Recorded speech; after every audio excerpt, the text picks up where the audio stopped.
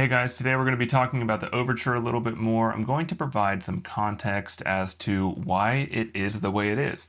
Some of you may be curious as to why certain features are there or as to why certain features aren't there, and hopefully this video will answer some of those questions for you all. I'll go ahead and pick up this red aluminum one here to start out with an example. And the first thing I'll address is just the overall shape of the knife. Yes, it is a pretty typical drop point blade shape. We do see a lot of those, but again, the Overture was supposed to represent the kind of start of the brand.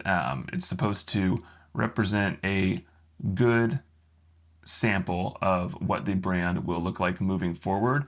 And I wanted to have a very generally appealing, easy to use for most situations, and something that most people would like. And so a drop point blade in about 3¼ 3 1/3 inches is what we went with. It is, yes, not super distinct. It's not the most unique blade shape out there. Hopefully we'll have some other ones in the future that may push the boundaries a little bit more, but as for this one, we wanted to make something that was comfortable and something that was easy to get acquainted with as we introduced Trueline as a brand. And then the handle is where we got a little bit more creative with it. It's not just a rounded rectangle. It's nothing super plain, but it also is not something that is going to lock your hand into any certain grip. You can still kind of grab this thing, really however you want to. There aren't specific finger grooves that demand that your four fingers be exactly right here. You can kind of shift things around exactly how you want into whatever position is most useful for you in your current need at the moment. So that kind of covers the basic handle shape and the basic blade shape and why we did that. So the next thing we'll cover is the handle material and blade steel combination. These are all S35VN. They all use the same steel. We do have this middle one that has a black stonewash on it, and the other two have a satin stonewash. But there are 3 different handle materials. Each color is a different handle material. And I'll kind of explain these in the order that they're presented here because it really is the order that I thought of them in.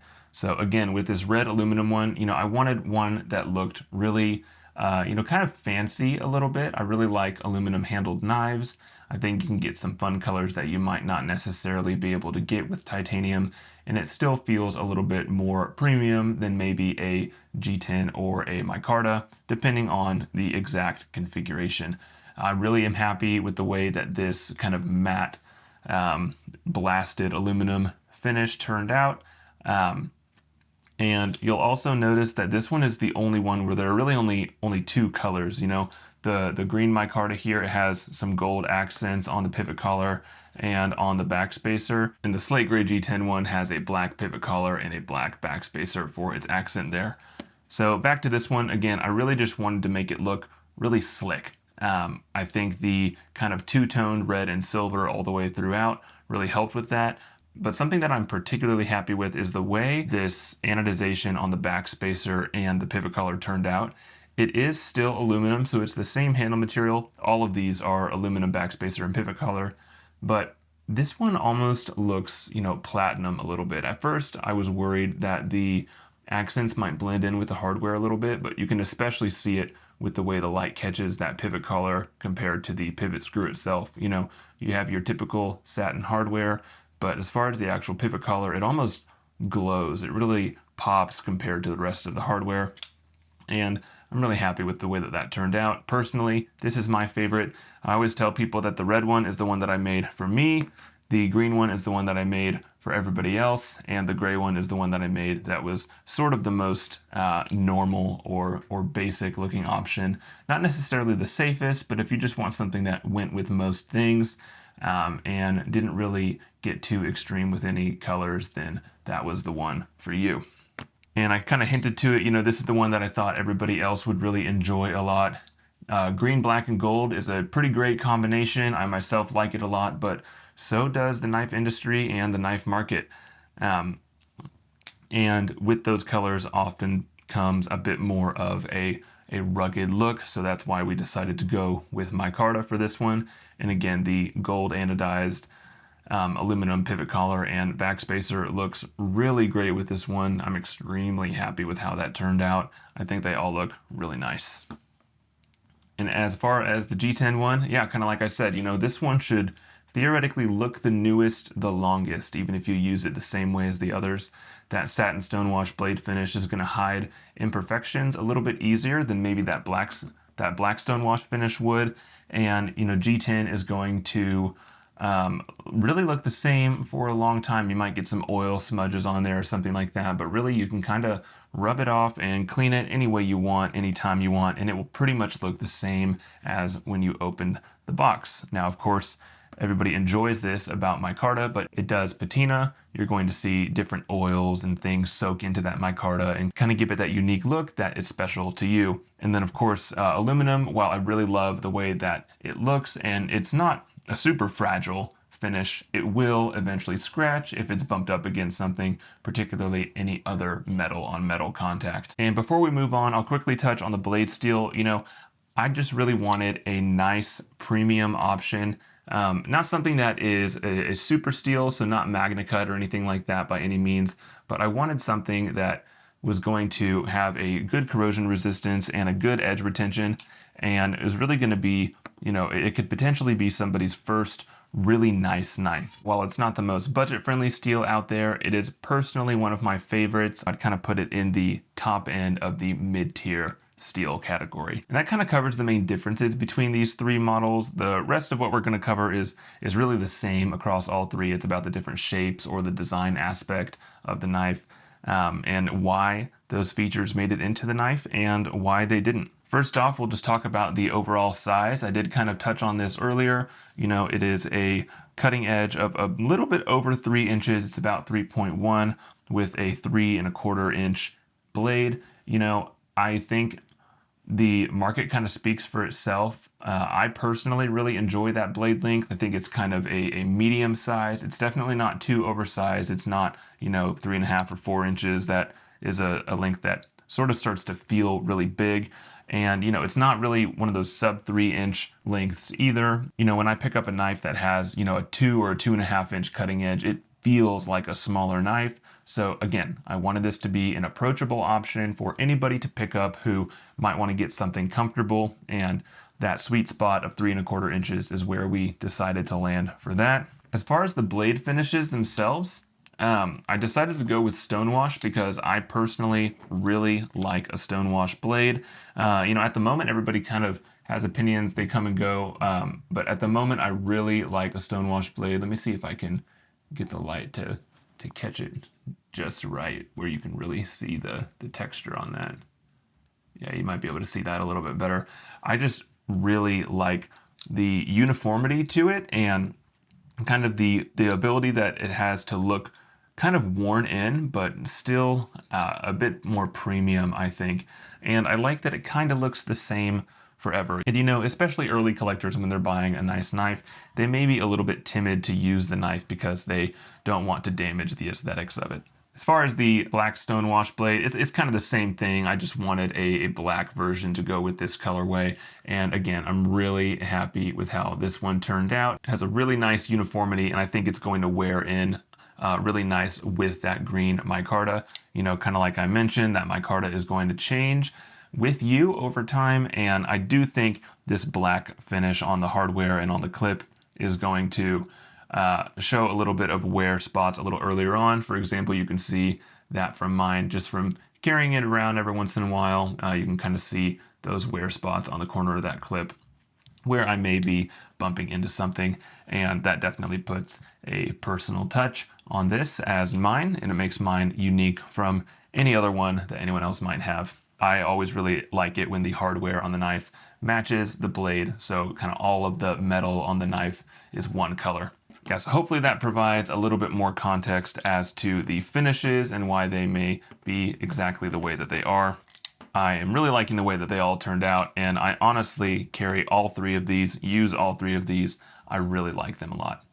As far as the blade geometry goes, we did decide to go with a full flat grind on this. I didn't want the plunge grind to kind of continue over this way and have a flat spot on the top. We may do that sometime, but I really wanted to make use of the height of the blade and take full advantage of its potential. So we have a relatively thin, slicey, flat grind there, and it definitely cuts, especially with that S35VN steel.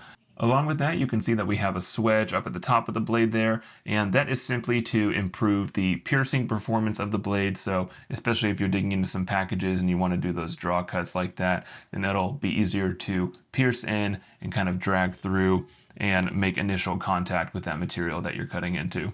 Another thing that's pretty fundamental to the knife is, of course, the way that the knife opens and closes, the way that the knife locks. I am a big fan of thumb stud action, and really that's not necessarily because I dislike flippers. I really like the action on a flipper. I really like a ball detent, but what I don't love about flippers is the way that they protrude out of the back of the knife.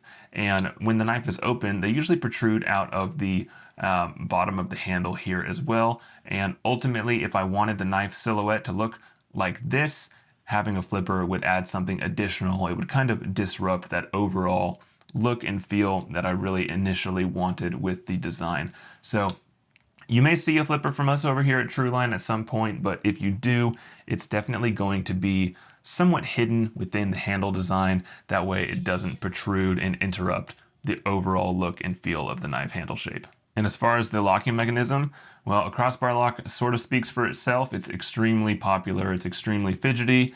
If you are in the knife space, then you know this lock very well. I don't have to explain much to you here. It's extremely fidgety to hang on to. It's extremely fidgety to open and close. You can reverse flick it. You can use gravity to flick it out, or you can use that thumb stud that we mentioned beforehand. It is a very strong lock. You know, this doesn't have any blade play, no side to side, no up and down. And it is going to stand the test of time. And I really enjoy the fidget factor, but ultimately I really don't like putting my finger in the path of the blade when closing it. So liner locks, frame locks, they are great, they're very strong, but I am not a big fan of putting my finger in the path of the knife and then having to get it out of the way halfway through closing.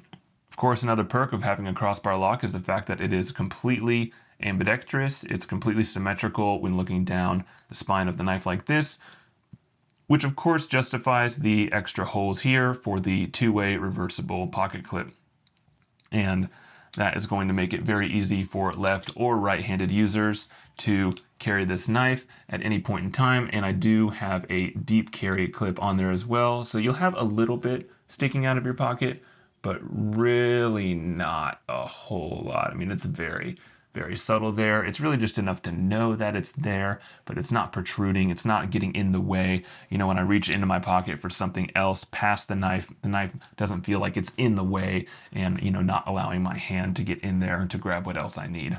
Now, there are some specific designs about this pocket clip that may seem like something is missing, but I did this very intentionally. You know, again, I put this card in every single box. You know, we have this little informational card here, and on the back it does have our slogan, intentionally designed, everyday ready. And I want to explain some of the intentionality behind some of this design. Again, that's kind of the point of the whole video, but particularly the clip, because it may be a little bit different than what a lot of people would expect to see when something that is well thought through. Now, what you're going to notice the absence of right here is a filler tab. Again, similar to the way that a flipper tab kind of disrupts the overall shape of the knife, I tend to think that a filler tab is going to disrupt the overall aesthetic of the knife. You know, it introduces a new piece of hardware when it might not necessarily have to be there. And I understand sometimes those holes may look like they're there for no reason, but personally for me, I'd rather see more of the handle material throughout the entire handle of the knife, and I'd rather have that flipper tab not there. Now, in addition to the lack of a flipper tab, what you also notice here is that these are not flat head pocket screws. Now, don't get me wrong, I really want flat head pocket screws. It's something that I asked for, and as we went through the manufacturing process and the engineering process, we realized that we had to choose between a filler tab and flat screws, or no filler tab and kind of these bubbled up screws that we ended up going with. And so that is something that I decided to leave on there intentionally. An alternative that I could have gone with, you know, a flat screw has to has to kind of anchor, has to kind of pull in that pocket clip to the handle material. And that means that there has to be, this angled, countersink into what the clip is sitting on. And I would rather not have the additional countersink into the handle material. Again, on this side, on the clip side, it's not going to look any different. It would look better, but on the side that you're not using the clip in, those holes would be even more obvious if they were, sunk in even further than they are and a wider diameter than they already are. So that's the reason why we have those rounded head screws there. Again, it's not going to be my first choice, but I'm trying to be very intentional with why I do everything, and that is the reason for that. Personally, for me, I've not noticed any practical downsides to the rounded head screws. Yes, it may slide into the pocket a little bit easier, but I wear khakis, I wear jeans. I'm never really having a difficult time slipping these knives into my pockets. I'm never noticing it, hanging out of my pocket. I don't feel like it's about to fall out of my pocket because the knife can't seat all the way in there, and it can seat all the way in there. I'm able to get the knife past those screws into my pocket perfectly well with no major issues at all. Now, something else we decided to put in here is not going to surprise you. We really wanted that action to be dropped shut. We've talked about that earlier. That smooth action for opening and closing. And the smoothest action that I think you can get right out of the box is with brass caged ceramic bearings. So brass is going to be much more durable in the long run than maybe a plastic or a steel housing. And then those ceramic bearings are going to be a much smoother rollout than steel bearings are going to be. So we are really excited with that, and I have just loved fidgeting with this knife here. The action is superb. Now, the alternative to having bearings would be to have washers, and washers are not going to collect lint and dust and debris as much as bearings may. So if you're planning on using this knife in an extremely dirty environment, it might be a little bit more susceptible to collecting dust and debris, but again, as long as you maintain your knife and you clean it well, it's really not going to be an issue. I think if you're doing anything extremely rugged or with some heavy outdoor use, you would probably want a fixed blade. You'd probably like that better anyway. And so for an everyday carry pocket knife, a simple action of opening and closing with one hand with those brass caged ceramic ball bearings really just seemed like the right choice for us this time around. Now, I did mention, servicing the knife and cleaning the knife really well, and, that is something that also comes into play here. If we're going to have bearings in here instead of washers, and if we're going to want to allow people to clean and maintain their knives, we want to make that as easy as possible. So something we haven't mentioned before, and you may have noticed, all of these screws are the same size. Even the pivot screw to the pocket clip screws, even the thumb stud as well.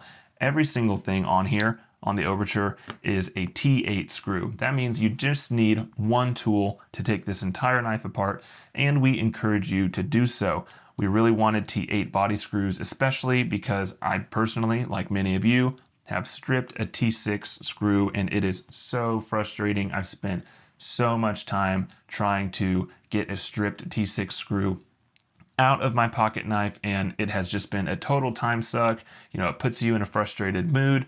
No one enjoys that, and so we went T8 all the way around. That should make it much less likely for your screws to strip, and it should be a very easy teardown process. If you'd like to see how this knife is taken apart and cleaned, we did do a different video completely disassembling, cleaning, and reassembling the Overture. We did it just with this one right here, this exact one, and it's functioning perfectly.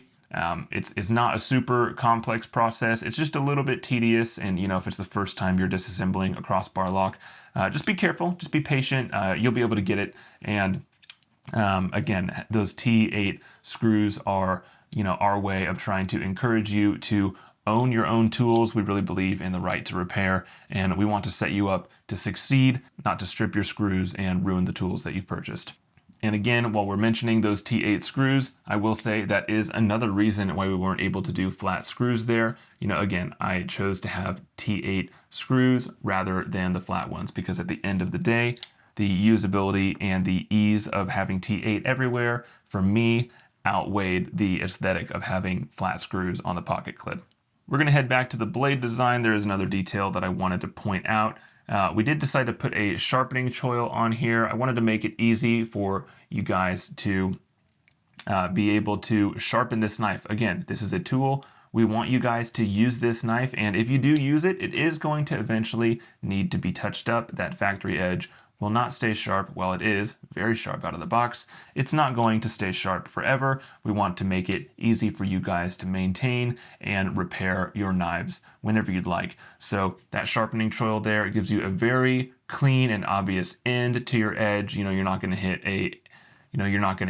the tang of the blade there. It's not going to butt up against something there. And we did try to give enough room there past the plunge grind, and we think you'll be able to get a few good sharpenings out of that before you really start to move up that wall of that steel right there. One last thing that I did want to point out is the weight reduction holes here on the Overture. Let me grab one of the silver ones, the silver liners actually.